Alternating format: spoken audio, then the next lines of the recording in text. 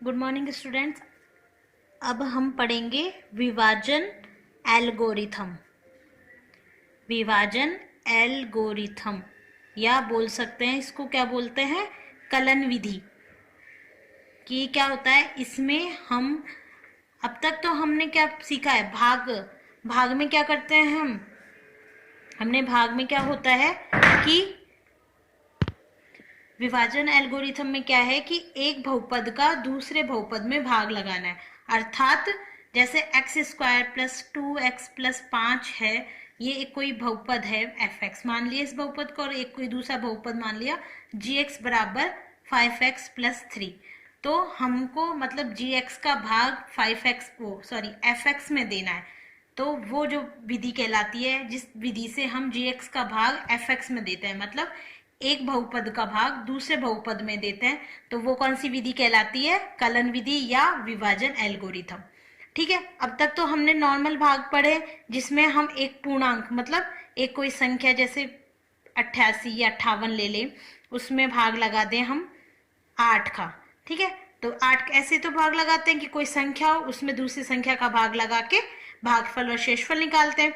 ठीक है, तो उसमें क्या करते हैं, पहले भाग दिया तो ये भाग कितनी बार गया 56, 8 7 56, कितने बचा शेषफल 2। ठीक है, 2 शेषफल बचा, तो ये तो क्या कहलाता था हमारा, ये होता है भाजक। ये होता है हमारा, ये जो संख्या होती है इसको क्या बोलते हैं हम, भाज्य। ये होता है हमारा भागफल और ये होता था हमारा शेषफल। ठीक है, भाजक, भाज्य, शेषफल और भागफल। तो अब इससे हम सूत्र बना सकते हैं कि जो हमारा भाज्य है, मतलब अगर हम लिखें 58, 58 किसके बराबर होगा, 58 किसके बराबर हो सकता है, 8 गुना अगर हम भाजक गुना भागफल करें मतलब 8 गुना 7, 8 गुना 7 प्लस का शेषफल मतलब 2।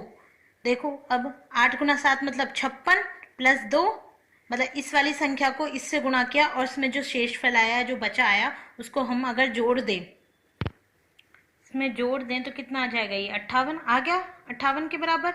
मतलब हमने क्या किया, भाज्य बराबर किसके होगा, जो बीच की संख्या है भाज्य वो किसके बराबर होगा, भाज्य गुणा भागफल, भाजक गुणा भागफल, उसमें क्या जोड़ दिया हमने, शेषफल। तो एक सूत्र बन गया कि भाज्य बराबर भाजक गुणा भागफल प्लस शेषफल। अब तक तो हम क्या करते हैं, एक संख्या में दूसरी संख्या का भाग देते हैं। ये संख्याएं क्या होती है, वास्तविक संख्याएं भी होती है ना, तो अगर इन वास्तविक संख्याओं का भाग लेते हैं तो ये वाला जो सूत्र होता है। ठीक है, अब हम सीखेंगे एक बहुपद का दूसरे बहुपद में क्या देना, भाग देना।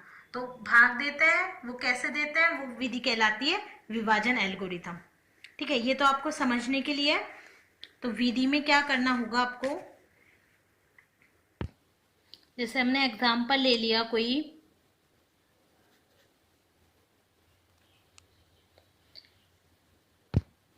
जैसे क्वेश्चन है कि ये कोई बहुपद दे रखा है एफ एक्स और ये दूसरा बहुपद दे रखा है जी एक्स, मतलब जी एक्स का भाग लगाना है हमें एफ एक्स में।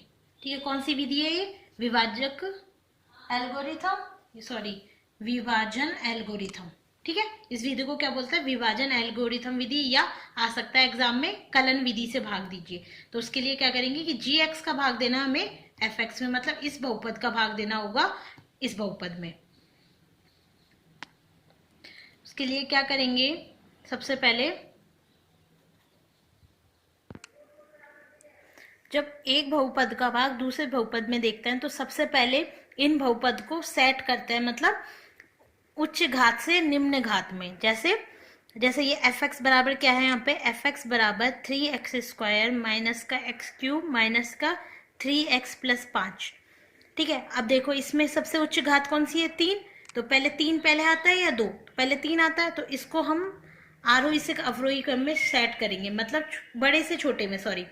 तो सबसे बड़ी घात कौन सी है यहाँ पे, माइनस का एक्स क्यूब, साथ में माइनस है तो पहले माइनस का एक्स क्यूब, फिर उसके बाद क्या आता है एक्स स्क्वायर, 3 के बाद 2 तो प्लस का 3x स्क्वायर, फिर माइनस का से छोटी घात 3x, फिर का 5 लिख दिया हमने। पहले सबसे बड़ी घात, फिर उससे बड़ी, वो सॉरी उससे छोटी, फिर उससे छोटी, फिर लास्ट में सबसे छोटी, इस प्रकार से लिख लिया। gx को भी कैसे लिखेंगे, gx बराबर यहाँ पे क्या है, x माइनस 1 माइनस का एक्स स्क्वायर। अब एक्स स्क्वायर सबसे बड़ी घात है वो बाद में, तो उसको भी सबसे पहले लिखेंगे, तो माइनस का एक्स स्क्वायर, फिर उसके बाद उससे छोटी घात मतलब प्लस एक्स माइनस का 1। पहले जितने भी एफ एक्स या जी एक्स को, उनको बड़ी से छोटी घातों में लिखेंगे, मतलब पहले सबसे बड़ी, फिर उससे छोटी, फिर उससे छोटी, फिर लास्ट में सबसे छोटी। फिर वैसे ही एक्स स्क्वायर सबसे बड़ी, फिर उससे छोटी और फिर उससे छोटी। सबसे पहले क्या करना है, एफ एक्स और जी एक्स को सेट करना है। ठीक है, अब एफ एक्स और जी एक्स निकाल लिया, अब करेंगे हम भाग। इसमें भाग के लिए वही नॉर्मल जैसे चिन्ह होता है वही चिन्ह होता है। यहाँ लिखते हैं जिसका हम भाग देते हैं। किसका भाग दे रहे हैं, जी एक्स का, मतलब माइनस का एक्स स्क्वायर प्लस का एक्स माइनस का 1 लिख लिया। किस में भाग दे रहे हैं, एफ एक्स में, मतलब माइनस का एक्स क्यूब प्लस का 3x स्क्वायर माइनस का 3x प्लस का 5, वो संख्या यहाँ लिख ली। ठीक है, ये तो क्या होता है हमारा, यहाँ पे जिसका भाग देते हैं वो क्या कहलाता है, भाजक। ये क्या होगा हमारा, भाज्य, जिसमें हम भाग देते हैं, ये भाज्य, ये भाजक। ठीक है, लिख लिया। भागफल, उस जो नॉर्मल संख्याओं का भाग देते हैं उसमें हम भागफल यहाँ लिखते हैं, यहाँ भागफल यहाँ लिखा जाएगा इस लाइन के ऊपर। ठीक है, अब भाग कैसे देते हैं, जो इसकी जो पहली संख्या होगी या सबसे उच्च घात होगी उसका भाग देंगे इस वाले जो बहुपद है इसकी सबसे उच्च घात में। ठीक है, अर्थात माइनस एक्स स्क्वायर का भाग दिया जाएगा माइनस के एक्स क्यूब में। माइनस एक्स क्यूब में भाग देना है हमको सबसे पहले माइनस एक्स स्क्वायर का। पहले इसका भाग देंगे पहली वाली संख्या में। भाग दिया, कितनी बार गया देखो, माइनस से माइनस गया तो ये हो गया प्लस में, माइनस से माइनस मतलब प्लस। ठीक है, एक्स स्क्वायर यहाँ पे 2 ऊपर 3, ऊपर जाके क्या हो जाएगा, एक्स 3 माइनस 2 मतलब एक्स, कितनी बार गया, एक बार। एक्स क्यूब में देख लो, माइनस का एक्स क्यूब में किसका भाग देना है, माइनस का एक्स स्क्वायर का। यहाँ माइनस है, यहाँ भी माइनस है, तो माइनस से माइनस चला गया। एक्स स्क्वायर है, एक्स स्क्वायर का भाग एक्स क्यूब में दिया, मतलब यहाँ से 2 ऊपर चला गया, तो मतलब एक्स 3 माइनस 2 मतलब कितनी बार भाग गया, एक बार, मतलब सॉरी एक्स बार। कितने बार भाग गया, एक्स बार। जितनी बार भाग जाए उसको हम ऊपर लिख लेंगे। वापिस देखो कि पहला जो सबसे उच्च घात है, यहाँ एक्स स्क्वायर उच्च घात है, उसका भाग इस बहुपद की सबसे उच्च घात में देंगे। इसकी उच्च घात में भाग दिया इस तरीके से।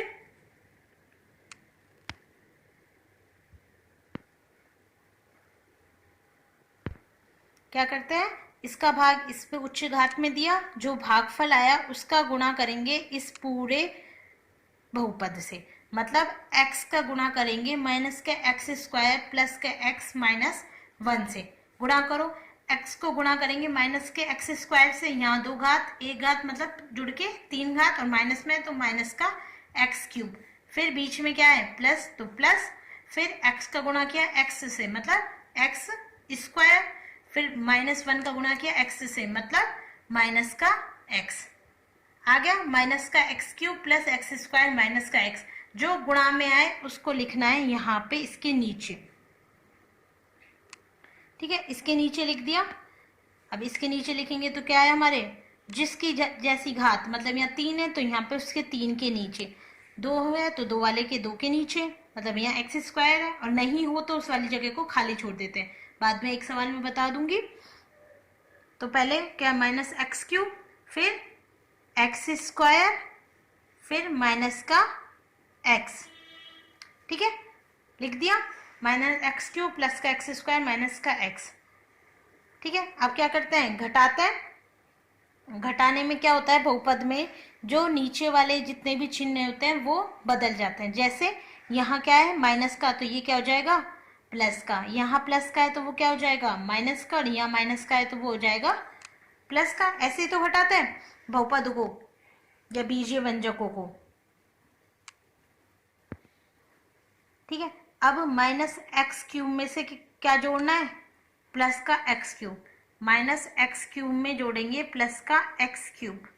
माइनस वाली संख्या यहाँ पे चिन्ह चेंज कर दिया, मतलब नीचे वाले का चिन्ह क्या हो जाएगा अब प्लस का, तो माइनस एक्स क्यूब में से प्लस का x cube, minus x cube में से प्लस का एक्स क्यूब गया तो देखो माइनस एक्स क्यूब प्लस का एक्स क्यूब मतलब जीरो,